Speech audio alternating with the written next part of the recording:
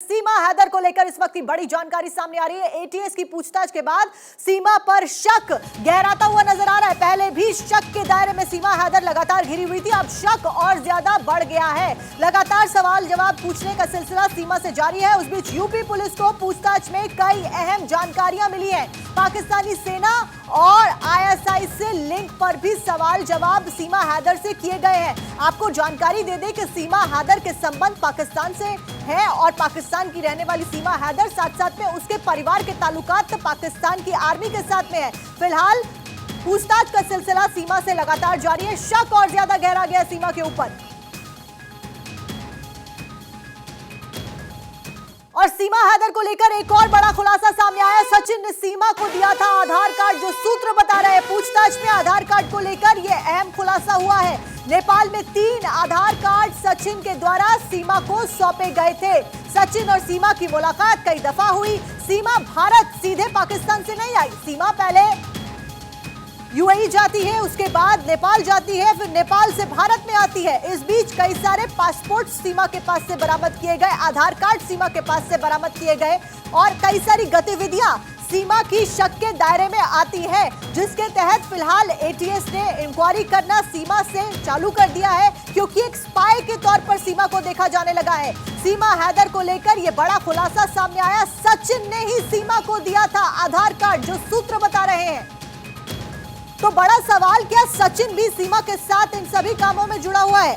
Awanish UP editor हमारे साथ ज्यादा जानकारी के साथ लेकर जुड़े हैं। अवनीश, फिलहाल क्या कुछ अपडेट आपके पास? काफी गंभीर सवाल लगातार हम देख रहे हैं सीमा को लेकर। आए दिन नए नए खुलासे हो रहे हैं, उसके बाद नए नए जो खुलासे हो रहे हैं उसके आधार पर शक जो है वो और गहराता जा रहा है सीमा के ऊपर।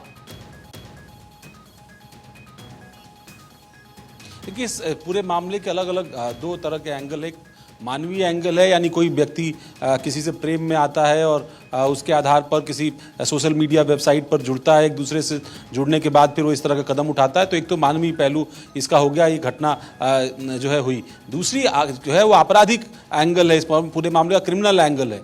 अगर उसको आप देखें तो सीधे तौर पर इसमें जो है देश की सीमा पर जो सुरक्षा है उसका उल्लंघन किया गया, फर्जीवाड़ा किया गया, कागजातों का उसमें हेरफेर किया गया। पुलिस से लेकर के तमाम सारी एजेंसीज को जो बयानात दिए गए उनमें जो है बहुत सारी विरोधाभास जो है वो सामने दिखाई पड़े।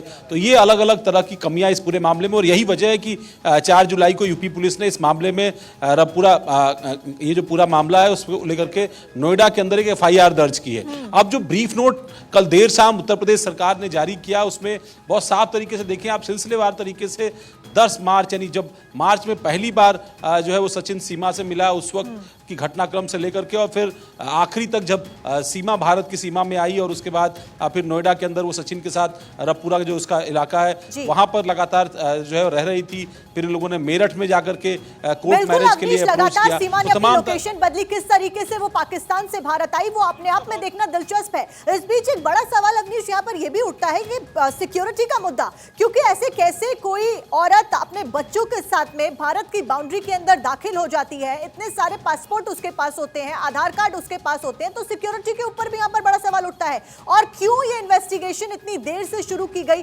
क्योंकि सीमा तो काफी टाइम पहले आ गई थी, उसके बाद इतना वक्त क्यों लग गया?